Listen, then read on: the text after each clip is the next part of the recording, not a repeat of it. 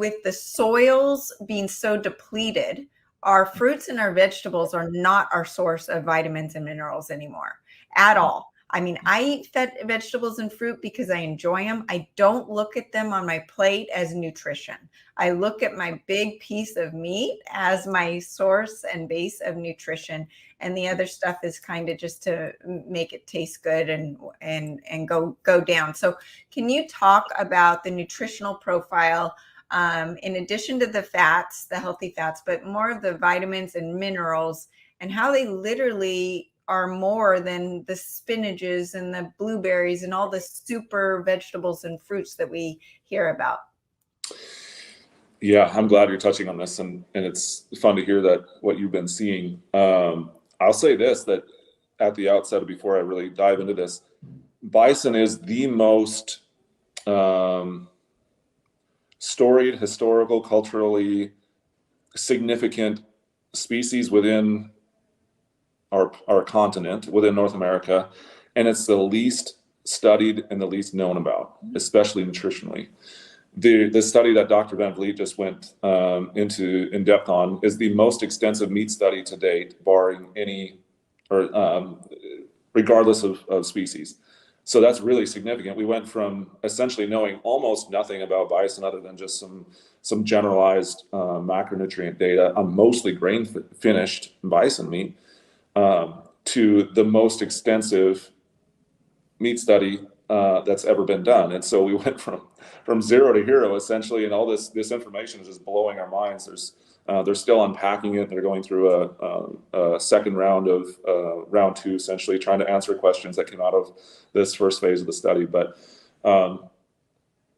the results are absolutely astounding. We thought all along that the omega-3 to 6 fatty acid profile was like a 1 to 4. Like omega-3s were 1 to every 4 omega-6, and that's about what grass-fed beef is. The study just proved that it's 1.7, 1 to 1.7.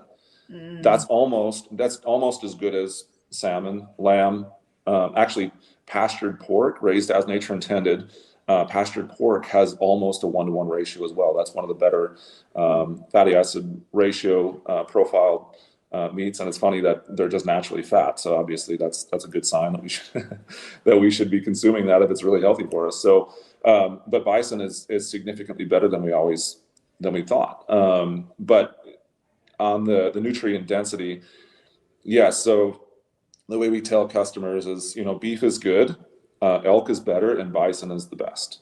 That's the stage. 100% grass-fed beef. Not talking about feedlot finished beef, but 100% grass-fed beef is good. The same for elk is better, and then the same for bison is the best. So the study that Dr. Van Vliet did, they just did a study on the top 1,500 nutrients that they could find, or that the top 1,500, not that they could find, but there's over 40,000 nutrients within bison meat. Wow. 40,000. I don't know how to wrap my mind around that, but it just boggles my mind. There's nothing else on the planet and that's essentially the conclusion that Dr. Van Vliet said is, he's been studying everything from human tissue to kangaroos. I mean, species far and wide all over the planet. And he said, I don't think there's a healthier meat protein than bison on the planet. And when you think about it, okay, so say you have a bowl of spinach and it's got X amount of milligrams of vitamin C or whatever, your body is not a vegetable. So how is it absorbing that? Whereas you're going from animal meat in this matrix of vitamins and minerals, the way nature is intended it to be so, and then it goes into your body's going to assimilate those nutrients much more effectively because it's going from meat to meat, right? Like to like. And that's where I want to get into some of the organ meats and the benefits of eating organ meats. But quickly, I want to touch on the fact that I've talked a lot about amyloid proteins in chicken and conventional beef, and especially now with the spike protein. But my gut was the issue that I started my business, right? So and had IBS, I was constipated, I had diarrhea, I was bloated all the time. And it didn't matter if I was eating chicken from a organic chicken or what kind of chicken, I always got E. coli or some sort of pathogen. And what happens, and I've talked about this a couple months ago about the amyloids from foods like chicken and conventional beef strengthen the protein coat known as a biofilm around an infectious bad or virus or bacteria, making them stronger. Those viruses or bacteria or other gut pathogens like E. coli grow stronger, more resilient against the immune system. And then that causes bacterial overgrowth, throws the microbiome out of balance, leads to holes in the intestine, leads to leaky gut. And then the body's more stressed out, right? And attempts to address the amyloid pathogens entering in the bloodstream through the permeability.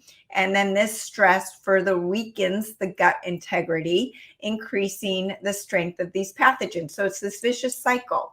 So it's not just, and what does that all mean? It's not just about what the nutrients are that you're getting from the good grass-fed, grass-finished, nutrient-dense bison, but it's what the other meats, the conventional meats, can actually be tripping up gut things going on in your body.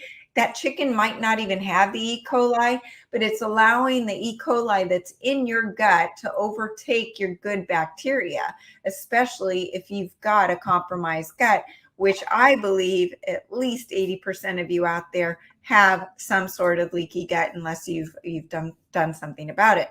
So that's where it's so important to focus on the nutrient density of this food and what you're not taking in as much as what you're taking in.